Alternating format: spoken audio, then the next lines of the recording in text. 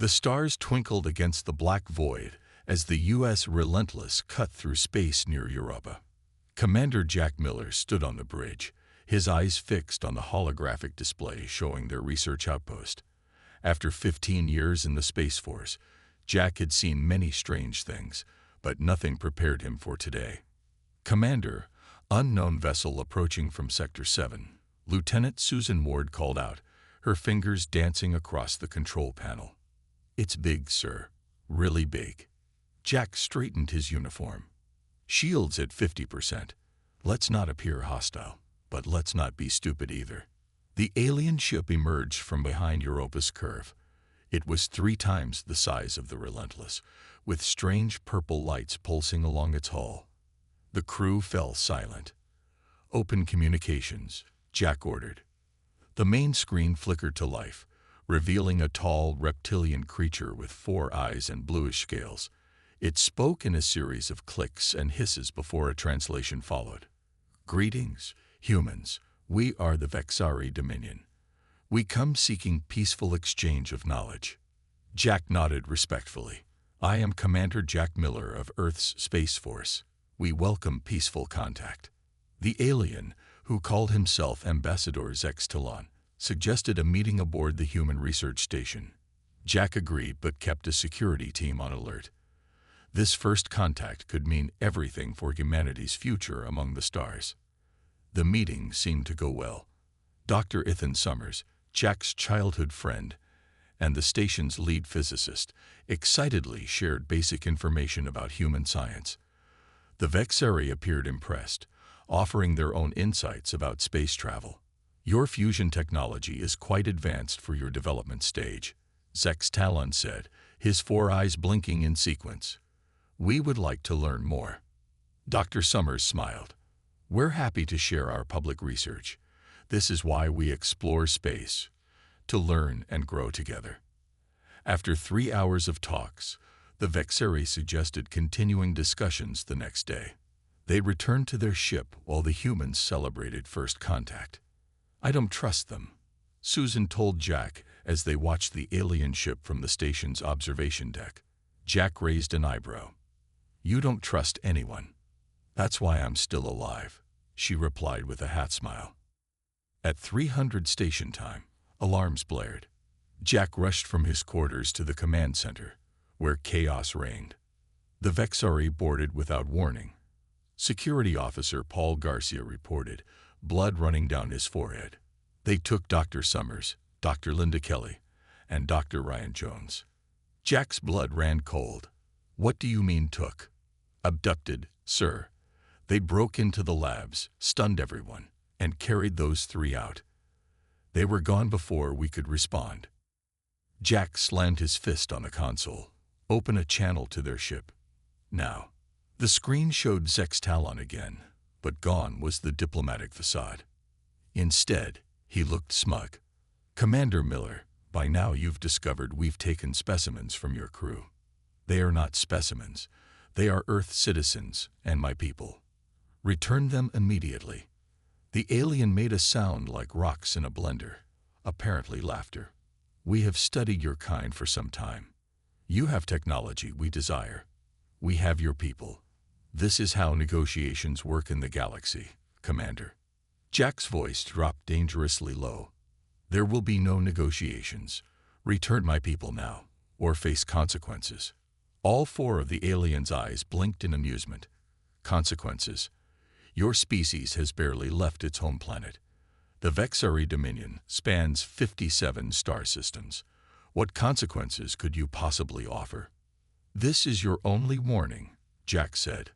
"We will contact Earth's leaders with our demands. Perhaps they will be more reasonable than you." Zex Talon leaned closer to the screen. "One of your humans is a childhood friend, yes. Let us hope Earth values him as much as you do." The communication cut. Jack turned to Susan, his eyes hard as steel. "Get me Earth Command. Now." "What are you going to do?" she asked. Jack looked at the alien ship through the viewport. "They think they know humans. They think we'll beg and plead and give them whatever they want." He shook his head. "They have no idea what they've just started. The Vexari ship moved away, disappearing behind Europa with Jack's friend aboard. They thought they had all the power. They were about to learn a painful lesson about humanity. The news of the kidnapping reached Earth within hours.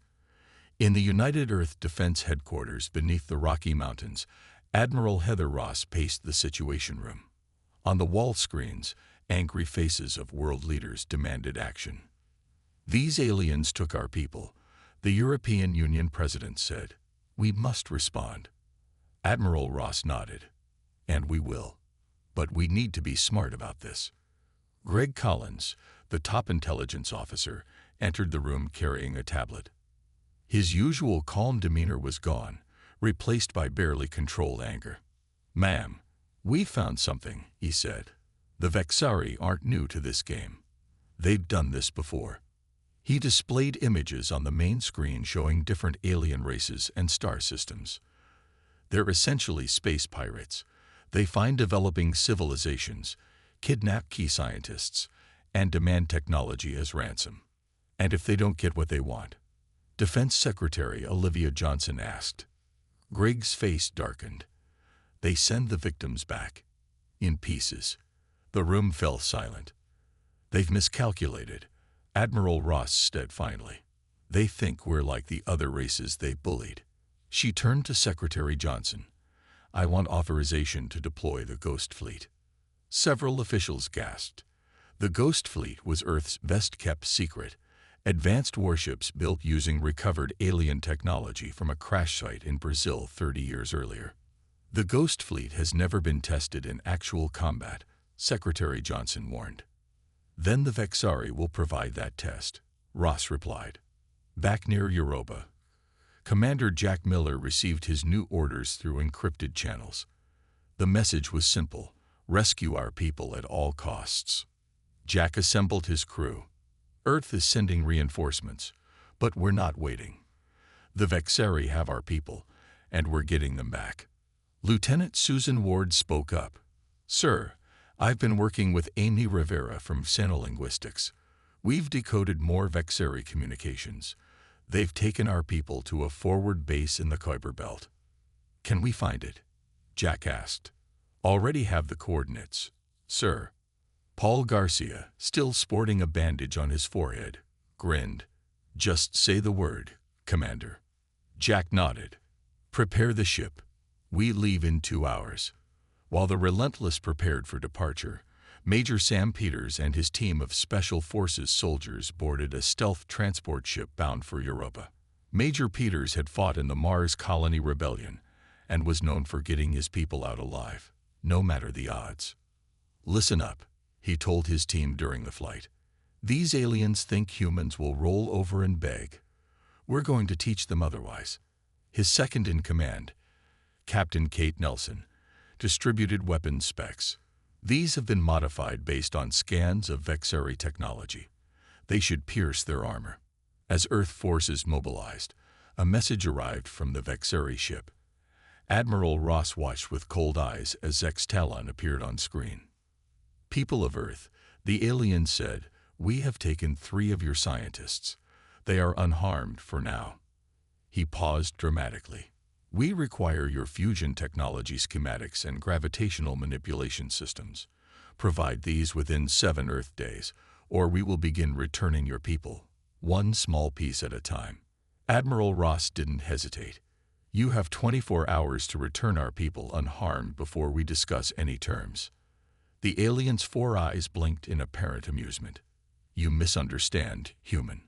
We do not negotiate on equal terms. We take what we want." 24 hours, Ross repeated. "Then we show you how humans respond to threats." After the transmission ended, Secretary Johnson approached Ross. "Do you think they'll comply?" "No," Ross said. "And I'm counting on it." The next day, a small package arrived at the Europa station. Inside was a human finger with a wedding ring still attached. DNA confirmed it belonged to Dr. Linda Kelly. Commander Miller stared at the grisly delivery, his face hardening into stone.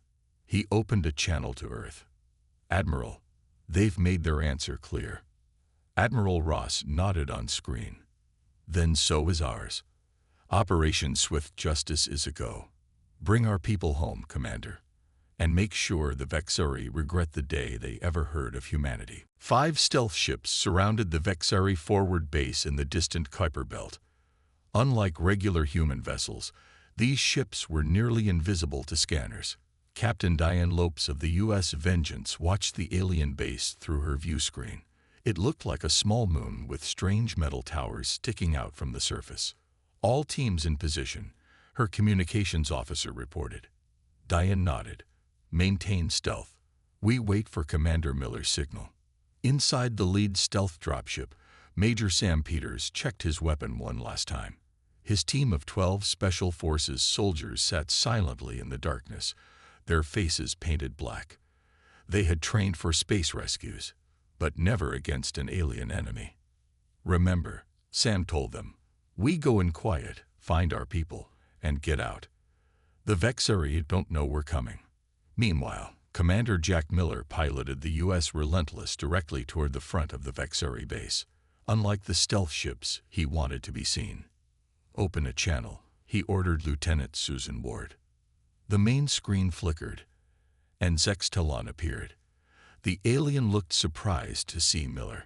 Commander, you are either brave or foolish to come here alone. Jack kept his face neutral. I've come to discuss your terms. My leaders are willing to talk. The alien's 4 eyes blinked in sequence, so humans can be reasonable after all. Dock at entrance port 6. As Jack guided the ship toward the docking port, Susan whispered, do you think they suspect anything?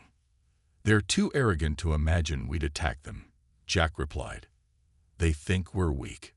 While Jack distracted the Vexari with talk of surrender, Major Peters' team attached their ship to a maintenance hatch on the base's dark side. They cut through the metal door and slipped inside. The alien corridors were tall and wide, with strange purple lighting. Life signs ahead, Captain Kate Nelson whispered, checking her scanner. Lots of them. They moved silently through the base, avoiding Vexari guards. The aliens were tall, strong creatures with 4 arms and scaly skin. They carried energy weapons that could cut a human in half. Sam's team reached a large door with strange symbols. Their translator suggested it meant specimen storage. This is it, Sam said. Prepare breaching charges. On the other side of the base, Jack and a small team met with Zex Talon. The alien sat on a raised platform, looking down at the humans. You have brought the schematics, Zex Talon asked. Jack nodded. First, I want proof our people are alive. The alien pressed a button, and a screen showed Dr. Summers and Dr. Jones in a cell. They looked thin and scared, but alive. Where is Dr. Kelly?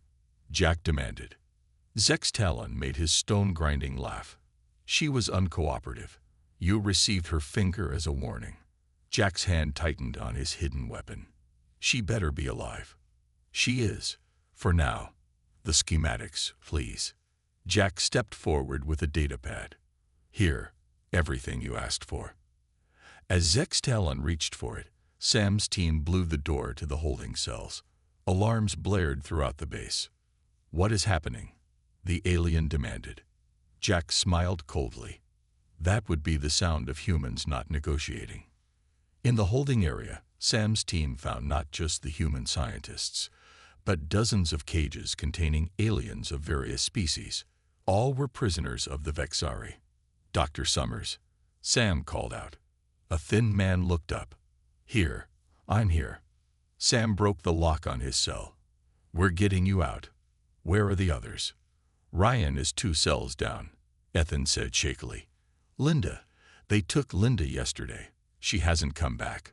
Sam's team quickly freed Dr. Jones. As they searched for Dr. Kelly, they found a laboratory. Inside, they discovered her body on a table, cut open for study. She had been dead for hours. We've got a body, Sam reported grimly through his radio. Dr. Kelly is KIA. At the meeting with Zex Talon, Jack received the news through his earpiece. His face turned to stone. You killed her, he said to the alien. Zex Talon stood taller. One specimen loss is acceptable for research. Jack touched his communicator. Captain Lopes, execute the attack. Now. Outside, the 5 stealth ships suddenly appeared, weapons hot. The U.S. Vengeance fired first, its advanced weapons tearing through the base's shields like paper. In the meeting room, Jack pulled his weapon. Humanity doesn't negotiate with kidnappers and murderers. We annihilate them. News of the destroyed Vexari base spread quickly through their empire. On the Vexari homeworld, Supreme Commander Vor Cathal slammed his fist on the table, causing his advisors to step back in fear. A primitive species dared to attack us, he roared. How is this possible? A nervous advisor showed him footage of the human attack. They had stealth technology we couldn't detect. Their weapons were more advanced than our intelligence suggested. Vor Cathal's 4 eyes narrowed to slits.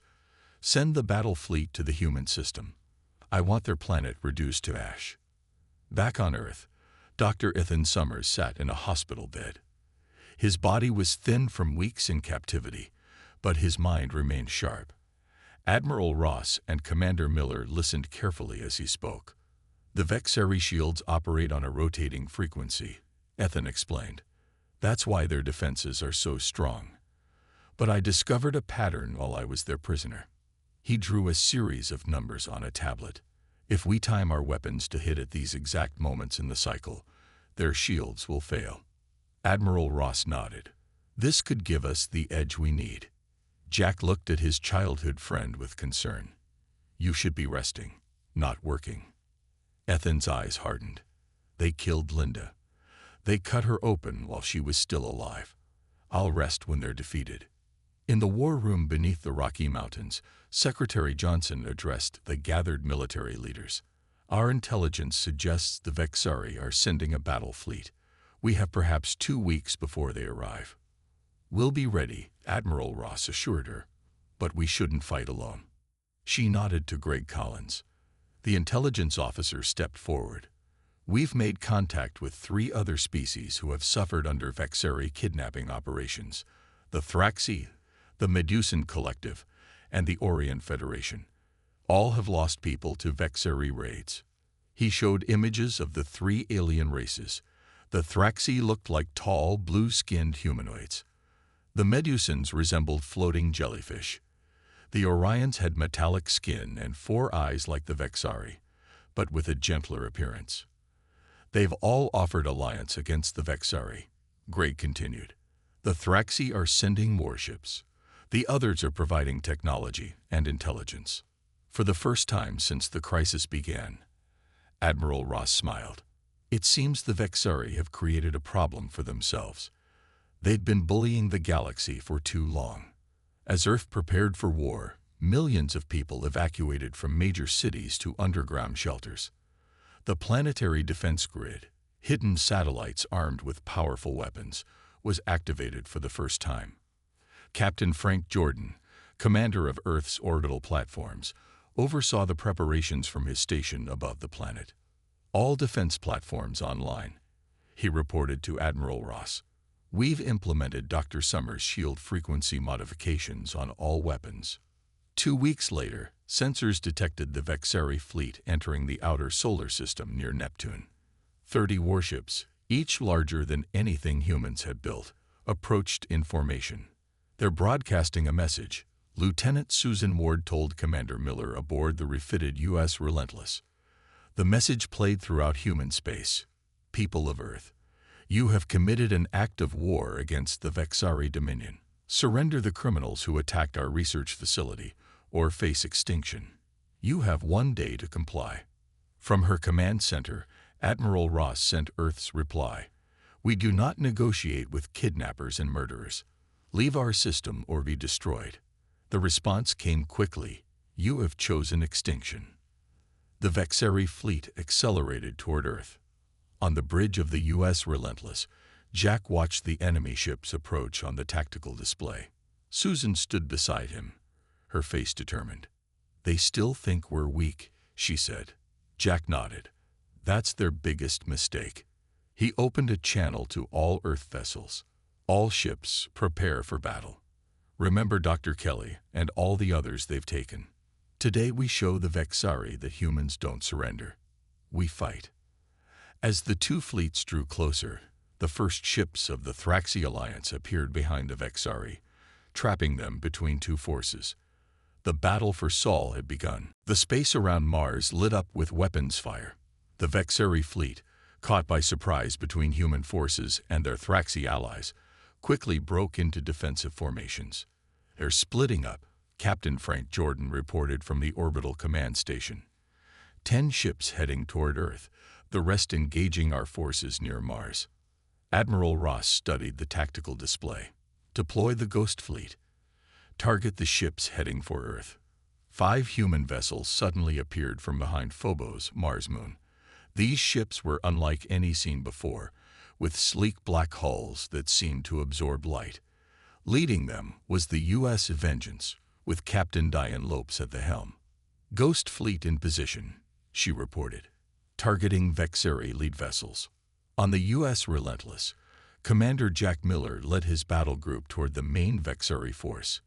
Beside him, Lieutenant Susan Ward monitored the enemy ships.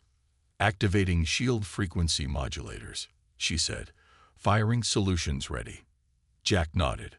All ships, fire on my mark. 3, 2, 1 mark.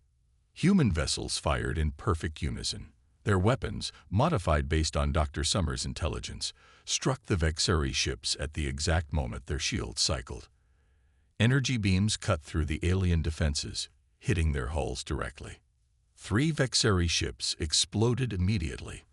The others turned to face the unexpected threat, their formation falling into chaos. Supreme Commander Vorkathul, aboard his flagship, stared in disbelief at the scene. Impossible. Their weapons cannot penetrate our shields.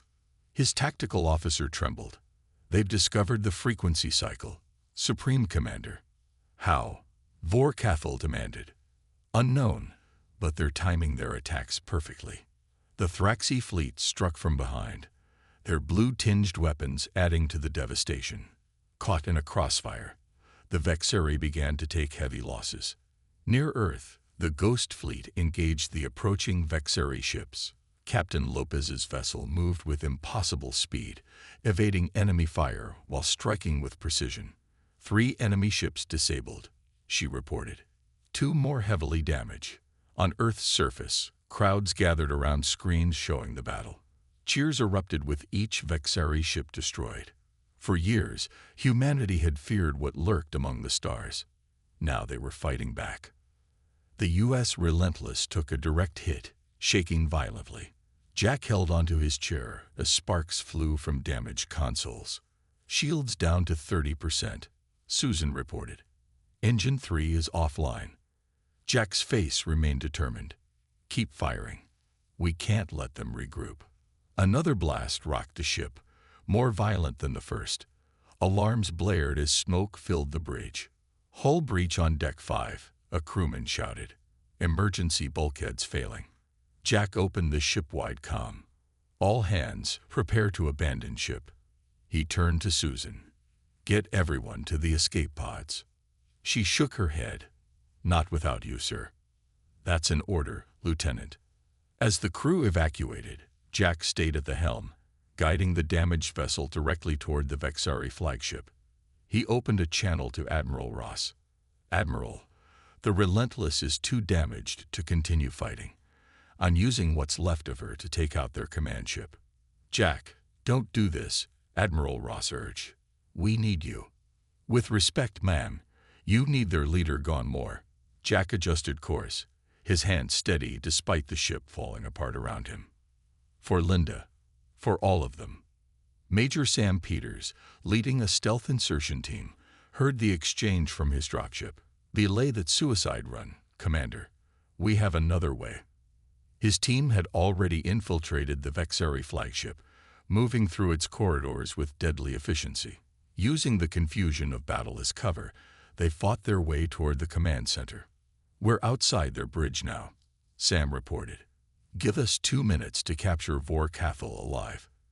His surrender will end this faster than his death. Jack hesitated, then adjusted course away from the flagship. You have 2 minutes, Major. Make them count. Sam nodded to his team. They placed reaching charges on the bridge doors, prepared to capture the being who had caused so much suffering. For Earth, Sam whispered as the charges exploded. Supreme Commander Vor Cathal stood surrounded by human soldiers. Major Sam Peters kept his weapon aimed at the alien leader's chest. The Vexari bridge crew had been subdued, some lying dead at their posts. "Order your fleet to stand down," Sam demanded. Vor Cathal's 4 eyes blinked slowly. "The Vexari do not surrender." Sam pressed his gun harder against the alien. "Your ships are being destroyed. Your shields don't work against our weapons. Order the surrender now, or die." The alien hesitated, then reached for a communication device. "All Vexari vessels, cease fire and power down weapons." His voice carried defeat and rage in equal measure. Throughout the solar system, Vexari ships stopped fighting. Some tried to flee, but found themselves trapped between human and Thraxi vessels. On the damaged U.S. Relentless, Commander Jack Miller watched the enemy ships powering down. "They're surrendering," he said, barely believing it. Lieutenant Susan Ward nodded, blood trickling from a cut on her forehead. "We won." News of the victory spread quickly across Earth. People poured into streets, celebrating humanity's first interstellar victory. But Admiral Ross and the military leaders knew the war wasn't over. With their leader captured, half their fleet destroyed, the rest will retreat to their homeworld. Admiral Ross told the United Earth Council, "We need to pursue them." Secretary Johnson looked concerned. "Pursue them? Haven't we done enough?" Dr. Ethan Summers stepped forward. He had lost weight during his captivity, but his eyes burned with determination. "No, we haven't. During my time as their prisoner, I learned the Vexari have been kidnapping species across the galaxy for centuries. They have a massive slave processing facility on their homeworld." He displayed images he had memorized showing thousands of beings from dozens of species held in terrible conditions. "If we stop now, they'll just rebuild their fleet and continue kidnapping. They came expecting us to beg, not understanding humans don't negotiate with those who harm our own. We annihilate them." The council voted unanimously to finish what the Vexari had started. A combined fleet of human and allied ships prepared for a decisive strike on the Vexari homeworld, Dominax Prime. Major Peters and his team brought Supreme Commander Vor Cathal to Earth for questioning. The alien was kept in a special cell designed for his physiology. "Your species surprises me," Vor Cathal told Admiral Ross during an interrogation. "Most races beg when we take their people. They trade whatever we want to get them back." "That was your first mistake," Ross replied. "Thinking humans are like the others you've bullied." Dr. Summers worked with Lieutenant Ward to develop a new weapon that could disable Vexari technology without harming their captives. They worked day and night, driven by memories of Dr. Linda Kelly's torture and death. On Earth, celebration parades were interrupted by memorial services for the fallen. The crew of the U.S. Relentless, too damaged to be repaired, received medals for their bravery. Commander Jack Miller visited the memorial for Dr. Alan White, who had died in Vexari captivity. He placed his medal on the stone marker. "We'll finish this, Alan. I promise." The Vexari, desperate to avoid total defeat, sent a message to Earth. "We offer to return all captives from all species if you cease your attack." Admiral Ross brought the message to the United Earth Council. Secretary Johnson seemed tempted. "Perhaps we should consider it.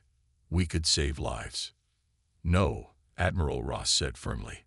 "The time for negotiation has passed. If we stop now, they'll rebuild and do this again to someone else. We finish this." Commander Miller, despite his injuries, volunteered to lead the assault on Dominax Prime. The Vexari need to learn that humans protect not just our own, but anyone who needs help. The combined fleet gathered at the edge of the solar system.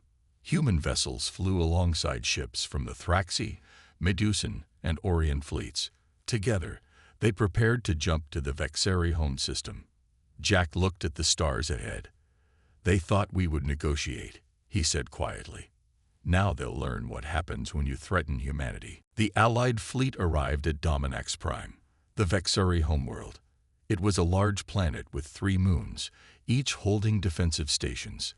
Commander Jack Miller stood on the bridge of his new ship, the U.S. Justice, watching the planet grow larger on the view screen. Vexari defenses are activating, Lieutenant Susan Ward reported. They have orbital platforms and ground-based weapons. Jack nodded. Just as we expected. All ships moved to attack positions. The space around Dominax Prime erupted in light and fire as the battle began.